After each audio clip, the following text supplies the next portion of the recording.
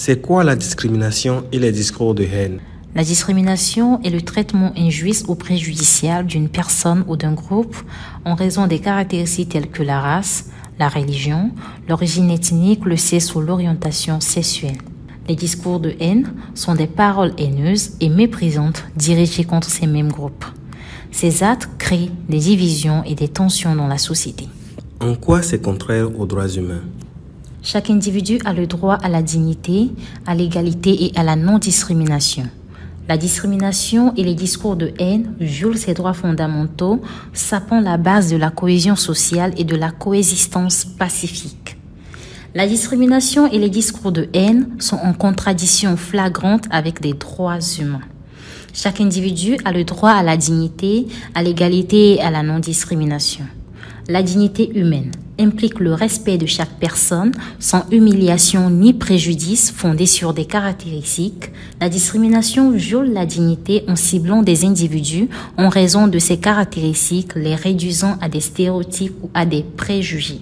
La discrimination crée alors une inégalité injuste, favorisant certains tandis que d'autres sont désavantagés en fonction de leur appartenance à un groupe particulier.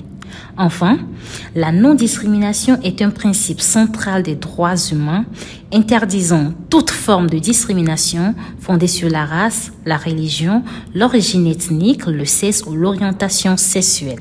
Les discours de haine encouragent précisément de telles discriminations en incitant à la haine et à la violence contre des groupes spécifiques.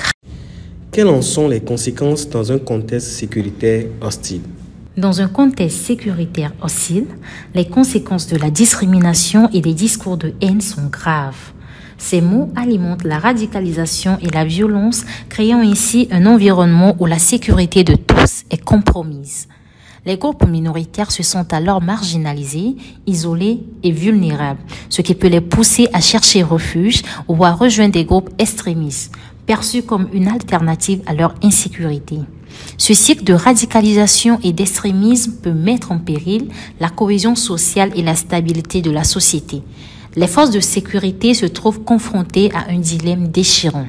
D'un côté, leur devoir est de protéger la société contre la violence et le terrorisme, mais de l'autre, elles doivent respecter les droits de tous les citoyens. Cette tension complexe peut entraîner des répercussions sur la confiance envers les autorités, pouvant potentiellement aggraver les conflits de l'insécurité.